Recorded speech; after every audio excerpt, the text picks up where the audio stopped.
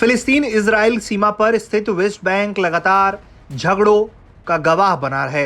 अब एक बार फिर उस इलाके में तनाव लगातार बढ़ता जा रहा है। दोनों पक्षों के बीच हुई गोलीबारी में अल जजीरा के एक पत्रकार की मौत हो गई है। मीडिया समूह ने इसके लिए सीधे तौर पर इजराइल को दोषी ठहराया है।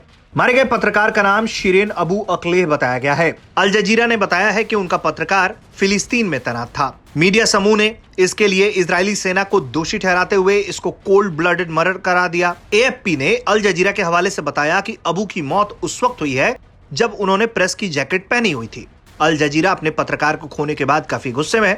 समूह का कहना है कि इजरायली सेना ने उनके पत्रकार की हत्या कर अंतर्राष्ट्रीय कानूनों की धज्जियां उड़ाई है। एएफपी के मुताबिक शिरीन की मौत इजरायली सैनिकों द्वारा चलाई गई गोली से हुई।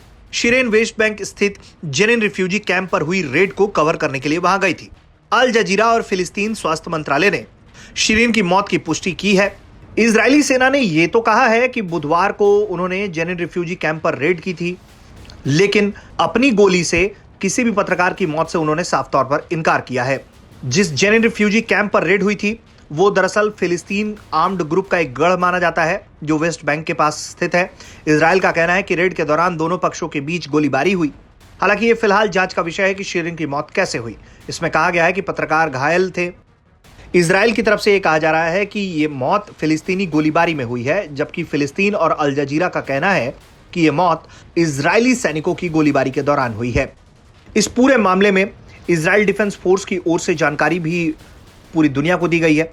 उन्होंने कहा है कि बीते कुछ घंटों में आईडीएफ और इजरायली सिक्योरिटी फोर्स ने counter terrorism activity Jenin refugee camp के पास टेरर सस्पेक्ट की तलाश में शुरू किया था और इसी के दौरान दर्जनों फिलिस्तीनियों ने गोलीबारी शुरू कर दी और धमाके किए, जिसके जवाब में आईडीएफ और इजरायली सिक्योरिटी फोर्स ने कार्रवाई शुरू की। आईडीएफ का भी कहना है कि वो इस पूरी घटनाक्रम को इन्वेस्टिगेट कर रहे हैं और वो इसके साथ ही पत्रकार की मौत मामले में जांच कर रहे हैं। लेकिन कुल मिलाकर देखा जाए तो एक तरीके से ये तनाव बड़ा हो गया है और जिस तरीके से इस गोलीबारी के दौरान पत्रकार की मौत हुई है वो अपने आप में सोचने वाली विषय है कि आखिर पत्रकारों को क्यों निशाना बनाया जा रहा है।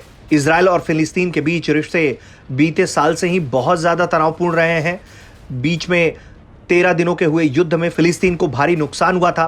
फिलिस्तीन की तरफ से भी इजराइल पर बताया गया था कि 4300 के करीब रॉकेट दागे गए थे। ऐसे में एक बार फिर धीरे धीरे जैसे ही इजराइल में सरकार बदली उसके बाद से ये तनाव बढ़ता जा रहा है। बीते कुछ दिनों की बात करें तो अब तक 18 फिलिस्तीनियों की मौत हुई है। उन पर आरोप है कि वो इजराइल के अंदर आतंकवादी गतिविधि फैलाने की कोशिश कर रहे थे, जिसके दौरान उन्हें न्यूट्रलाइज किया गया है। फिलहाल पत्रकार की मौत पर और क्या पुख्ता जानकारी सामने आती है ये भी देखना होगा। लेकिन इस पूरे प्रकरण पर जिस तरीके से इजराइल की तरफ से वीडियो जारी करके भी ये बताया गया है कि ये गोलीबारी फिलिस्तीनियों की तरफ से हुई जिसमें इस पत्रकार की मौत हुई है, उसकी जांच अभी जारी है। ब्यूरो रिपोर्ट, भारत तक।